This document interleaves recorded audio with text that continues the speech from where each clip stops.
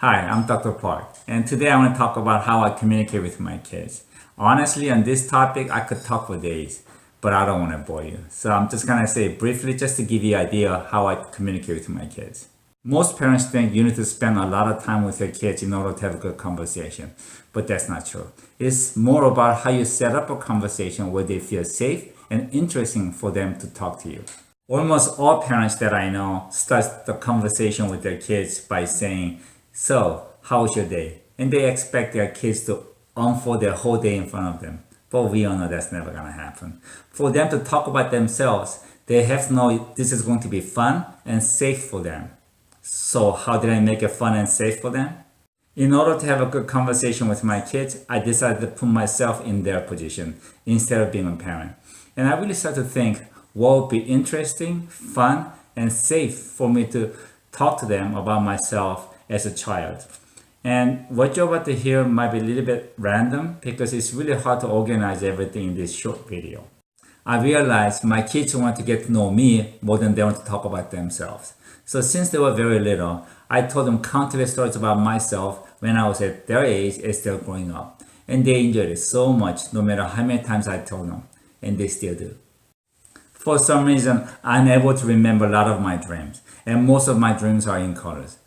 And sometimes my dreams would actually continue to next days. And the longest it went on for was for 5 days. So I decided to share some of my silly dreams with my kids. And they loved it. And they had a good laugh. And this went on for a little while. And then they start to remember their dream. So every morning we would sit on the breakfast table and sharing our dream stories and get a good laugh. And everybody was just eager to jump in with their stories. To have fun conversation with your kids, it shouldn't have any agenda, or it shouldn't be about them. Now, if the parents insist just talking about their kids, you might find out they become a little defensive and very, very cautious. And if this continues, you might also find them being distant from you, and they might even become selfish. So when I come home from work, I never start the conversation by saying, "So, how was your day?" Instead, I talk about myself. And I really try to be honest, whether I was stressed out, angry, or made a mistake and got to take it, or happy. And as I start to tell my stories, I could see their eyes just lights up and they really want to hear about you. And as I tell the story, I could also see it in their eyes. They're thinking about what they want to share with us. And as soon as I'm done talking, they would actually jump in and start telling me or telling us about their days. And another thing that was really interesting was that by me sharing my stories with my family, it really made me feel better. And my kids were actually trying to comfort me or encourage me or trying to let me know everything will be okay.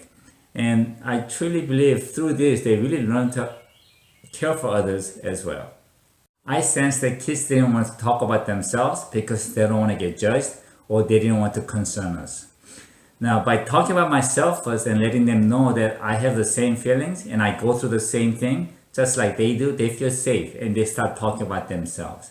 Now, one thing that I did ask my wife of was that when they start talking, do not interrupt. And if you hear something that concerns you, do not jump in and try to fix the problem.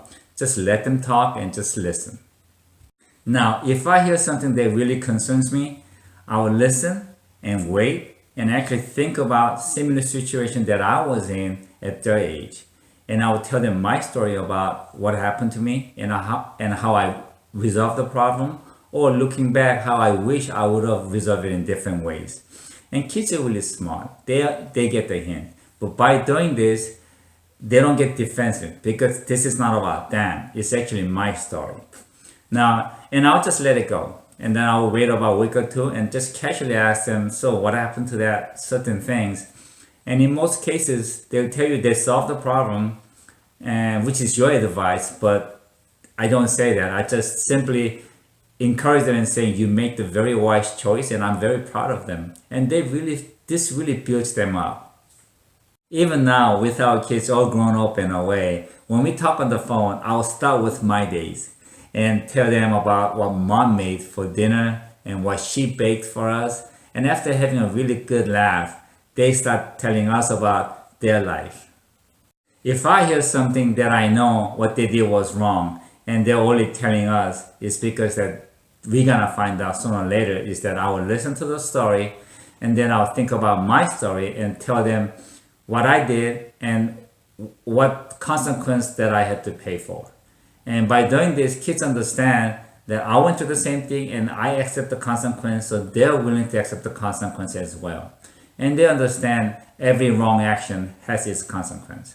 Now, I know some parents who wants to kind of dismiss the small problems, hoping you'll go away, but this actually sends out the wrong message. Kids might think you encourage their wrong behavior and get worse, or you simply just don't care about them. I really want to give my kids wisdom. So when Rachel started junior high school, we started to read Proverbs on the dinner table every night. We would read 3 or 4 verses, and after reading it, I would actually apply it to myself first, talking about my temptations and my sin nature. And I was really surprised to see my kids are actually sharing their temptations and their sin nature as well.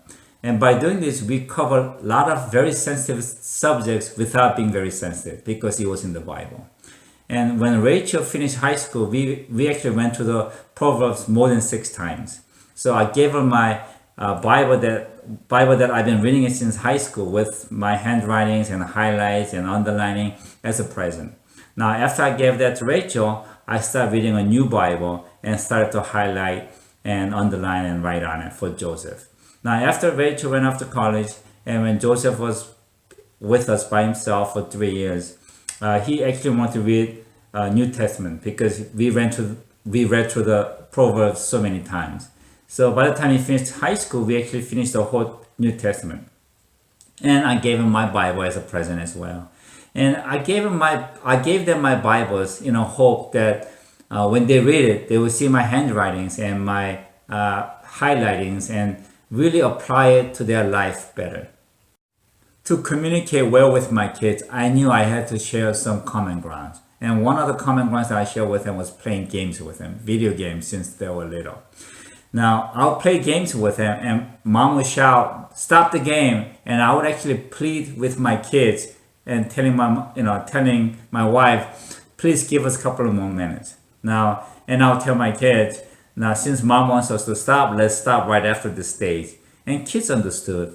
And since I was playing with them, they knew that I understood what they were going through. And by doing this, they kind of learned how to stop the game in the middle of the game.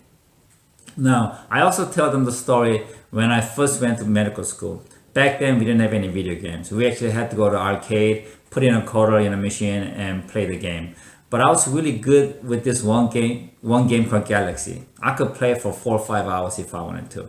And every time I play, I have 4 or 5 kids surrounding me, watching me and rooting me on. And it was really hard for me to stop in the middle of the game. And the problem was that in that semester, I played so much game, I suffered in my grades, and I had to make up certain class during the summer. And next semester, after lunch, when I played the game, I actually had my watch in a timer, setting a timer for 30 minutes.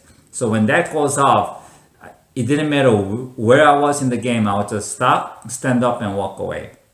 And as soon as I stand up and walk away, I had some other kids jumping into my seat playing my game.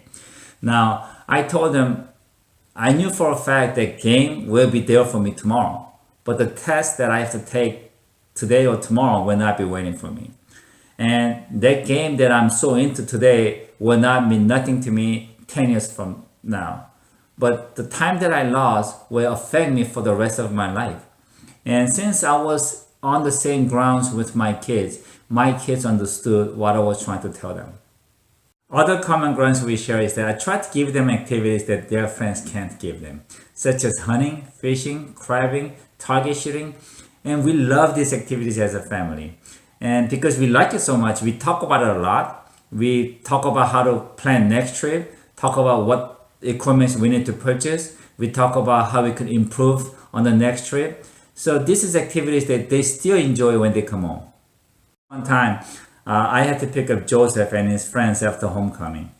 And when I picked them up, I actually told them about this funny thing that I saw on YouTube, and which I thought was really funny. And then we all got a good laugh. And I told them that they should really watch this when they get home. And after that, I asked them, "So how was the homecoming?" And they couldn't stop talking. I mean, they talked for about 30 minutes and they were laughing and they were having a really good time. Next day, Joseph told me that one of his friends told him that your dad is really cool.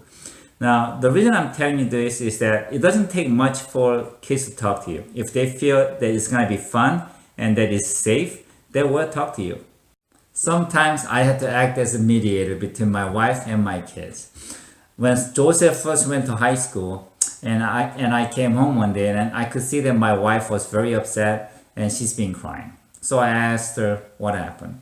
And she said in the morning when she dropped off Joseph, before she could even say goodbye, he slammed the door and went straight to his friends. So I told my wife, trust me, Joseph don't even know what he did. He's probably clueless. But she felt very rejected. So I thought about it for a while and then I went to Joseph's room. And I told Joseph, when I was in high school, I really didn't want to give my mom hugs and kisses in front of my friends. It just was not cool. And he agreed to that. So I told him, in the future, when we are not in the house, when we're outside, we shouldn't really give each other hugs and kisses. Instead, we should give each other a fist, high five, or a good smile, or a good nod. And he agreed to that. So after that, I asked him, do you know that mom's been crying all day? And he was really, really surprised, saying, what's the matter? Why is mom crying? So I told him the story, what happened that morning. And he felt really bad that she was crying because of him. So he went to mom, apologized, and gave her a hug and kiss.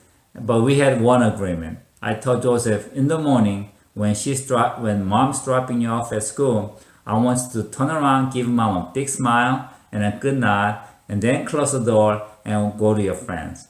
And he did that every day after that, and they were just fine. Nobody's feelings were hurt. We had a very good understanding to each other. So sometimes I had to act as mediator because moms are emotionally more attached to their kids, so they're more sensitive. And I also learned that to have a good communication doesn't mean you have to actually talk. I would actually enjoy being with my kids in the same room doing nothing. They could be doing their own things and I could be doing my own things, but we're actually very comfortable being together in one same space. Now, many parents make mistake of having their kids with them, and if they seem to have nothing to do, their first reaction is like, don't you have a homework to do, or don't you have something to do?